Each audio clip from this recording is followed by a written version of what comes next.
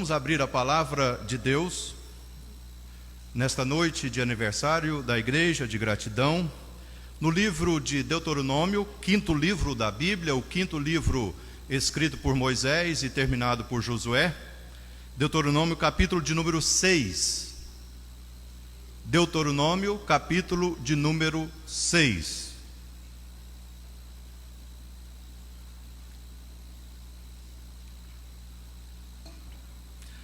Deuteronômio, capítulo de número 6, assim diz a palavra de Deus. Estes, pois, são os mandamentos, os estatutos e os juízos que mandou o Senhor teu Deus, se te ensinassem para que os cumprisses na terra a que passas para possuir, para que temas ao Senhor teu Deus, guardes todos os teu coração. Tu as inculcarás a teus filhos, e delas falarás assentado em tua casa, e andando pelo caminho, e ao deitar-te e ao levantar-te. Também as atarás como sinal na tua mão, e te serão por frontal entre os teus olhos, e as escreverás nos umbrais da tua casa e nas tuas portas. Havendo-te, pois, o Senhor teu Deus introduzido na terra que, sob juramento, prometeu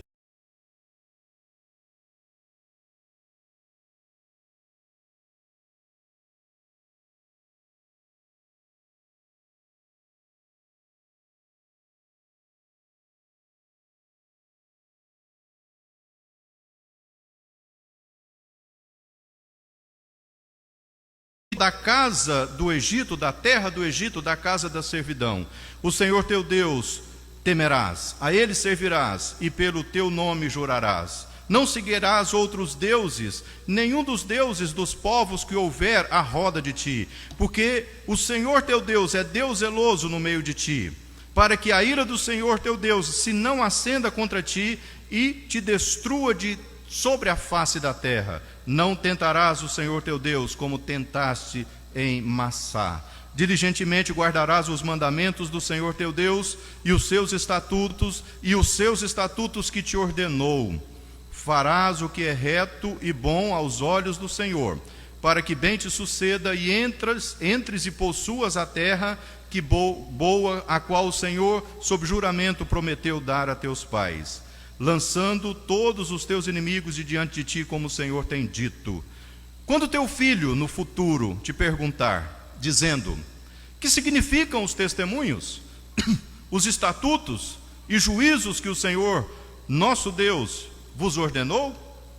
Então dirás a teu filho: éramos servos de Faraó no Egito, porém o Senhor de lá nos tirou com poderosa mão. Aos nossos olhos fez o Senhor sinais e maravilhas, grandes e terríveis, contra o Egito e contra Faraó e toda a sua casa. E dali nos tirou, para nos levar e nos dar a terra que sob juramento prometeu a nossos pais. O Senhor nos ordenou cumpríssemos todos estes estatutos e temêssemos o Senhor nosso Deus, para o nosso perpétuo bem, para nos guardar em vida, como tem feito até hoje. Será por nós justiça, quando tivermos cuidado de cumprir todos estes mandamentos perante o Senhor nosso Deus, como nos tem ordenado. Meus queridos e amados irmãos, Moisés havia recebido a ordem do Senhor de tirar o povo do Senhor da casa da servidão, da terra do Egito. Conhecemos todos muito bem essa história. O povo deveria caminhar em direção à terra prometida. E alguns historiadores concluíram que não houvesse o povo se rebelado contra o Senhor, não houvesse o povo tido uma postura de incredulidade perante o Senhor, talvez 15 dias ou no mais tardar, num mês, eles poderiam chegar na terra prometida. No entanto, a Escritura Sagrada nos dá conta de que este povo demorou 40 anos, uma geração.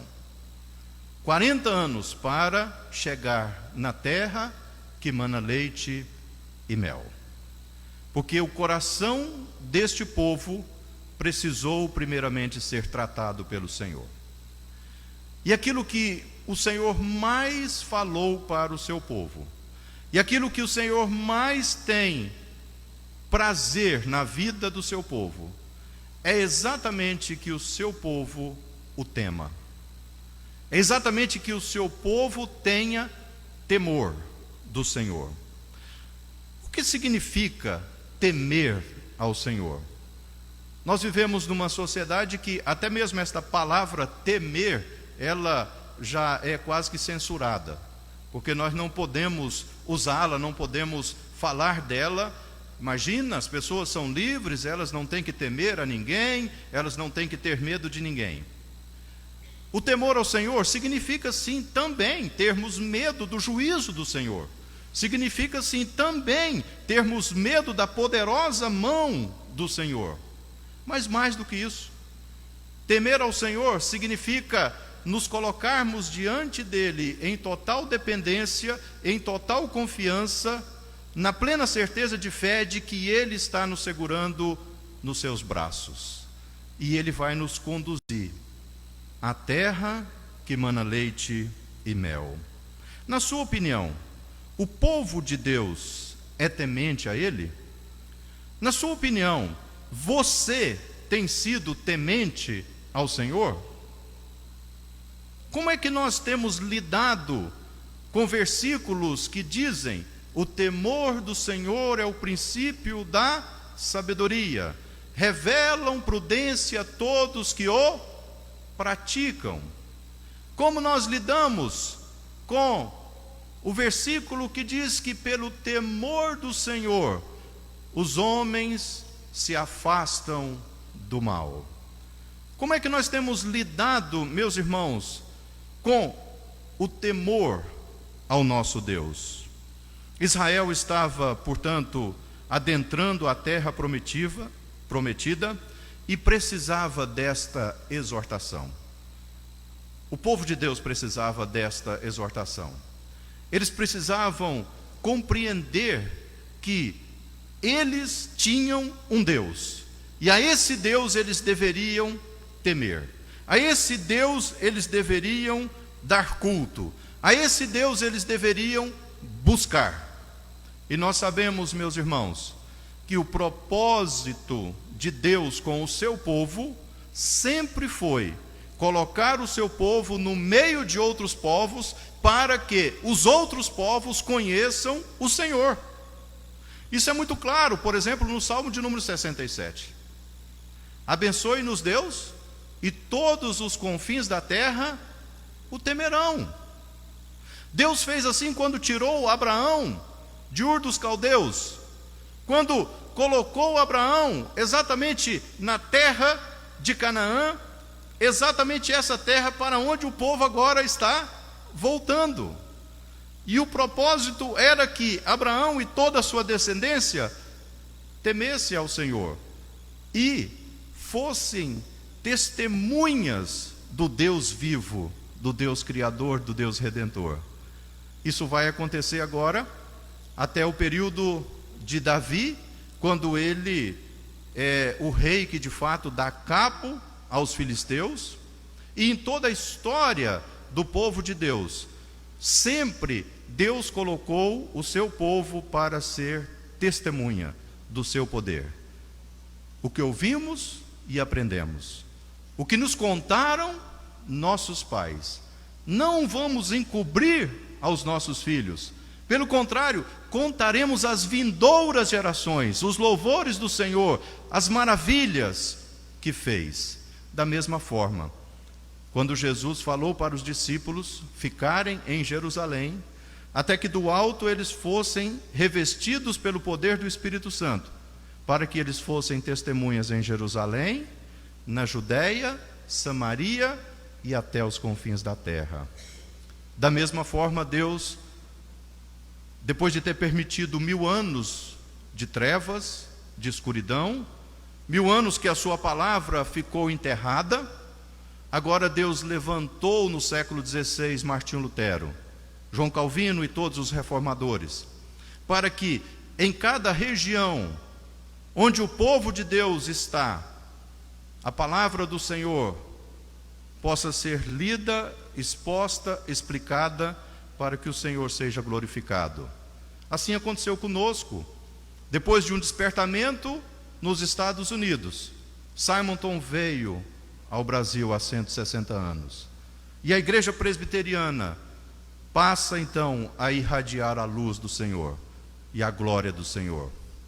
Da mesma forma, a igreja presbiteriana está aqui nesta região há mais de 25 anos. Quando ainda numa casa do então pastor João Batista Mota, sua esposa Célia e seus filhos, depois reunindo na sala do colégio, depois aqui neste lugar, e os irmãos estão aqui temendo ao Senhor, vivendo para o Senhor, a fim de que o nome do Senhor seja conhecido. Nesta noite eu quero observar com os irmãos, à luz desse texto, como entender e praticar o temor do Senhor. Já que a nossa vida precisa ser uma vida que revele o temor do Senhor, como que nós podemos entender e praticar o temor do Senhor? Voltemos os olhos para o verso de número 4. Ouve, Israel, o Senhor nosso Deus é o único Senhor. Ouve, Israel, o Senhor nosso Deus é o único Senhor. Em primeiro lugar, nós entendemos e praticamos o temor do Senhor quando nós temos o Senhor, Deus, como absoluto em nossas vidas. Aqui nós temos uma outra palavra que está quase censurada nesses dias: absoluto.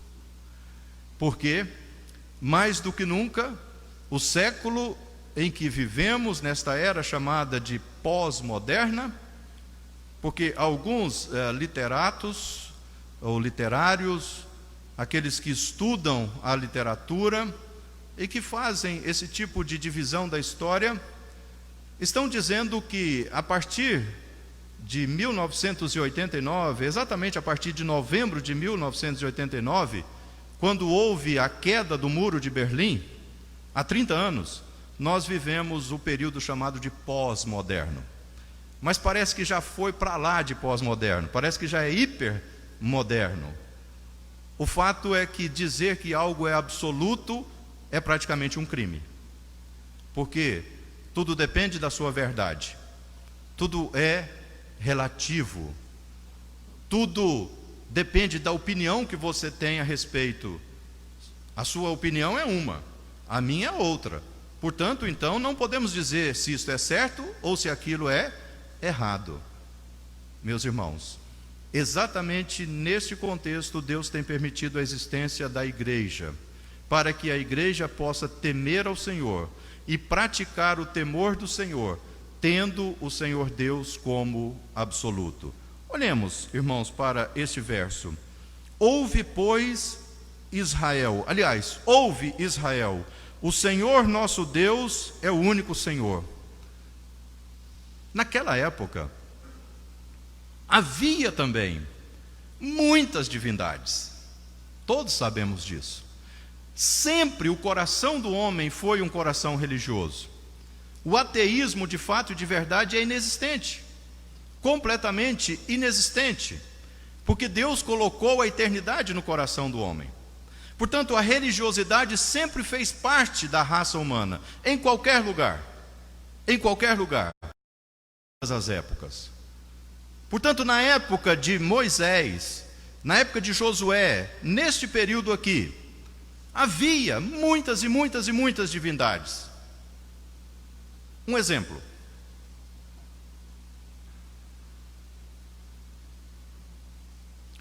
O próprio nascimento de Moisés e a própria preservação da vida de Moisés tem a ver com a divindade.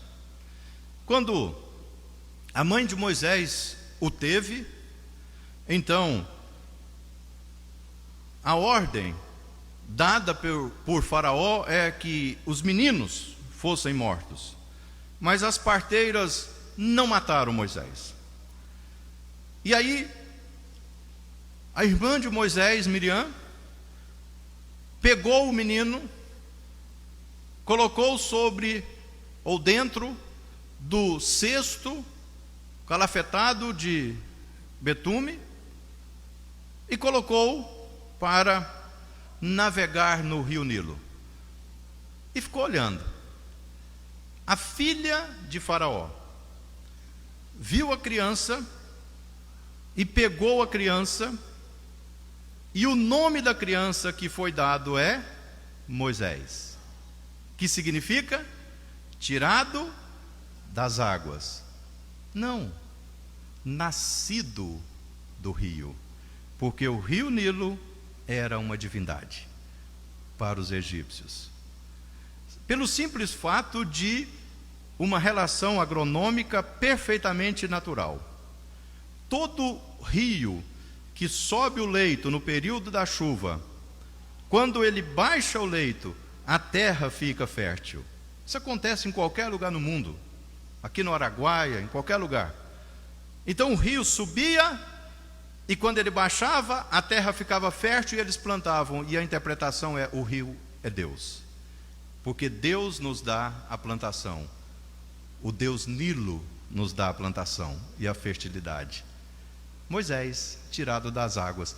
E curiosamente o nome dele não foi mudado. Então, Jorge Linhares, que me desculpe, né, não precisa mudar nome de ninguém.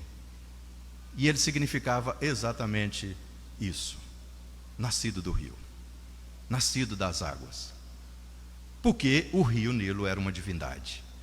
E agora então Moisés está dizendo, sendo um instrumento de Deus, inspirado por Deus, a Israel: olha, o Nilo não é Deus. O Nilo não é Deus, porque o Senhor nosso Deus é o único Senhor. O Senhor nosso Deus é o único Senhor. O rio não é Deus. Faraó não é Deus. Imagine, irmãos. Da mesma forma que Febe, a serva de Deus que servia na igreja de Cencreia, que era um bairro de Corinto, na Grécia, levou uma carta de 16 capítulos escritos, onde em muitas e muitas e muitas ocasiões está escrito: Jesus é o Senhor e não César. Imagina, se um soldado romano pegasse a carta que Paulo escreveu para os romanos das mãos de Febe, ela teria sido lançada ao mar, porque César não é Deus. César não é Deus. Sabe mais?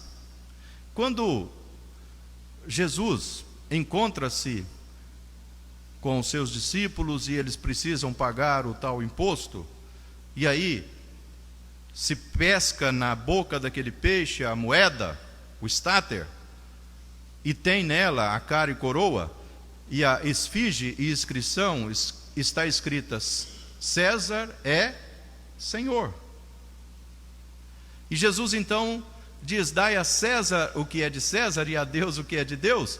Nós usamos esse versículo para justificar que temos que pagar o imposto. Temos que pagar sim, não podemos ser sonegadores. Mas foi uma ironia. Jesus está simplesmente dizendo para eles: já que ele acha que é Senhor, que ele continue pensando que ele é Senhor. Mas ele não é Senhor coisíssima nenhuma, porque o Senhor Jesus Cristo é o único Senhor. E todo joelho se dobrará, e toda língua confessará que Jesus Cristo é Senhor. Portanto, o temor do Senhor é praticado e entendido quando eu e você temos o nosso Deus como único, absoluto. Não adianta. E nós temos que ter coragem de falar isso, porque é para este propósito que Deus nos colocou neste mundo. Em segundo lugar, como entender e praticar o temor do Senhor? Amando a Deus com toda a intensidade do nosso coração. Verso de número 5. Amarás, pois, o Senhor teu Deus de todo o teu coração, de toda a tua alma e de toda a tua força, E num dado momento, Jesus, falando aos fariseus, ele diz: de todo o teu entendimento. Praticamos e entendemos o temor do Senhor quando nós amamos ao nosso Deus com toda a intensidade do nosso coração. O que isso significa? Jesus estava sendo questionado pelos escribas, pelos fariseus, em muitos momentos do seu ministério. E num destes momentos, então Jesus mostra que o resumo da lei moral, dos 10 mandamentos dados por Deus a Moisés, o resumo consiste no amor a Deus sobre todas as coisas e no amor ao próximo como a nós mesmos. E aí, nesse sentido, nós vamos entender que praticamos o temor do Senhor quando amamos intensamente o nosso Senhor e Salvador Jesus Cristo. Na vida prática, isso significa priorizar, por exemplo, a oração. Priorizar o nosso tempo de oração. Vocês já ouviram, o reverendo Danilo já deve ter falado em algum sermão, porque nós gostamos muito de usar esta ilustração. Susana Wesley, mãe de John Wesley, Carlos Wesley e mais uma dúzia de Wesley, né? Porque ela não teve só esses 2 filhos, ela teve muitos filhos. Ela era inglesa, morava na Inglaterra. E diz a história que Susana Wesley tinha o hábito de orar ao Senhor todos os dias num determinado horário. E ela orava muito. Foi com ela que o filho, John Wesley, aprendeu a orar muito. Como George Miller orava muito. E todos os avivalistas oravam muito. E então, num desses dias de oração de Susana Wesley, o rei ou a rainha, uma autoridade inglesa, resolveu visitá-la. Parece-me que era o rei mesmo. E chegou de carruagem à sua casa. Então, logo, um dos filhos, sei lá quem, foi bater na porta do quarto dela e disse: olha, o rei está aí fora e ele quer falar com a senhora. A resposta que ela deu foi a seguinte: olha, fala para ele esperar, porque agora eu estou falando com o rei dos reis. Imagina, qualquer barulhinho da porcaria do celular que está do nosso lado nos faz parar de orar. Vou ver aqui qual foi a mensagem. Não, é porque é importante, viu, Senhor? Espera aí. Isso aqui é importante. Eu tenho que resolver isso aqui, porque se eu não resolver isso aqui, porque disso aqui depende da minha vida, tititi. Bom, eu acho que isso só acontece comigo, né? Quando estou lá no gabinete fazendo minha devocional. Com vocês não deve acontecer. Mas fato é que nós só amamos ao Senhor com intensidade quando nós priorizamos, primeiro, a nossa vida de oração. A nossa vida de oração. Cada um tem o seu horário, cada um tem o seu hábito, cada um tem o seu costume. Mas nós não podemos ficar sem orar todos os dias. Em segundo lugar, nós estamos dizendo que amamos ao Senhor com toda a intensidade do nosso coração quando nós lemos a palavra. Quando nós tiramos tempo para a leitura da palavra. E aqui está um grande problema. Por quê? Nós gastamos muito tempo nas redes sociais. Muito tempo. Porque é um negócio que parece novela, né? A gente não assiste mais novela, mas a gente assiste o Instagram 1 hora, 2 horas, 3 horas, ou o Facebook. Porque nós nos habituamos e queremos saber o que está acontecendo com os outros. E queremos dizer para os outros o que está acontecendo conosco. Nada de errado, mas nós precisamos ter equilíbrio e precisamos pensar: bom, se eu estou gastando meia hora com o Instagram por dia, e eu estou sendo muito gentil, né? dizer que nós gastamos meia hora com o Instagram por dia, eu deveria gastar 1 hora com a leitura da palavra de Deus. Priorizar a leitura da palavra de Deus, porque assim eu estou revelando que eu amo ao meu Deus intensamente, porque eu falo com Ele e eu ouço a voz dEle. Terceiro e último lugar, nós aprendemos que temer ao Senhor significa discipular aqueles que Deus coloca no nosso caminho. Significa discipular aqueles que Deus coloca no nosso caminho. E aí nós vamos ler do verso 6 até o verso 9 novamente. A Escritura diz assim: essas palavras que hoje te ordeno estarão no teu coração. Primeiro no coração. Então tu as inculcarás a teus filhos, e delas falarás assentado em tua casa, andando pelo caminho ao deitar-te ou levantar-te. Também as atarás como sinal na tua mão, e te serão por frontal entre os olhos, e as inscreverás nos umbrais da tua casa e das tuas portas. Por quê? Vamos ler juntos os versos 20 e 21? Quando teu filho no futuro te perguntar, dizendo: que significam os testemunhos, os estatutos e juízos que o Senhor, nosso Deus, vos ordenou? Então dirás a teu filho: éramos servos de Faraó no Egito, porém o Senhor de lá nos tirou com poderosa mão. Esta libertação do Egito significa exatamente a libertação do Egito pecaminoso que o Senhor Jesus Cristo fez na nossa vida. Éramos escravos do inimigo, de Faraó, do mundo. Agora somos libertos em Cristo Jesus. Então por que eu estou dizendo que temer a Deus significa discipular os outros? Exatamente porque a saída do Egito significou para o povo de Deus a saída da terra da escravidão. A entrada na terra prometida significou exatamente a entrada no descanso. E da mesma forma, analogicamente, nós estamos saindo de uma vida pecaminosa, somos peregrinos neste mundo, portanto devemos ser sal e luz. Nós não somos daqui. Aqui, como diz o reverendo Ricardo Mota, não é céu e nem inferno. Aqui é o exílio. Nós estamos no exílio. Estamos indo em direção ao descanso eterno. Mas enquanto isto, nós devemos construir casas, devemos plantar vinhas e devemos ensinar os outros o caminho do Senhor. E aí, nesse sentido, eu e você que fomos resgatados por Cristo Jesus, redimidos por Ele, vamos ouvir a sua ordem, que devemos ir por todo o mundo, fazer os discípulos.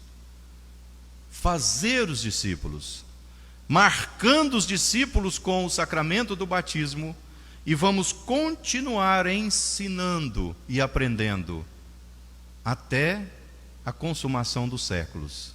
Mas o Senhor Jesus permanece conosco, porque Ele é o Emanuel, é o Deus presente. E assim, meus irmãos, da mesma forma que os filhos dos israelitas faziam perguntas para eles, e eles tinham que ter a resposta correta, os nossos filhos também farão perguntas para nós, e nós teremos que ter as respostas corretas. Nós precisamos saber responder para os nossos filhos. Por que nós tememos ao Senhor? Por que nós servimos ao Senhor? Por que nós adoramos ao Senhor? Por que a igreja se reúne todos os domingos? Pela manhã, à noite, terça-feira, quinta-feira, sábado. Por quê? Porque nós entendemos que Deus chamou o seu povo para o temor do seu nome, e através da nossa vida e do nosso testemunho, outros serão alcançados pela graça e pela misericórdia do Senhor. Meus queridos irmãos, eu estou caminhando para o final, e eu gostaria de fazer apenas duas perguntas. Perguntas retóricas e, ao mesmo tempo, perguntas de reflexão. O que significa Deus para você? O que significa Deus para você? E a segunda pergunta: amar a Deus é prioridade na sua vida? Meus queridos, nós estamos aqui neste mundo para que, através da nossa vida, o Senhor Deus seja conhecido. Como eu disse ontem, que a beleza de Cristo se veja em mim, toda a sua admirável pureza e amor. Ó tu, chama divina, todo o meu ser refina, que a beleza de Cristo se veja em mim. Que o Senhor Deus nos ajude, para que nós entendamos o temor a Ele, para que nós pratiquemos o temor a Ele, tendo-o como Deus único e absoluto nas nossas vidas, o amando com toda a intensidade do nosso coração e ensinando aos outros quem é Deus. Que o Senhor assim abençoe essa amada igreja, em nome de Jesus. Amém.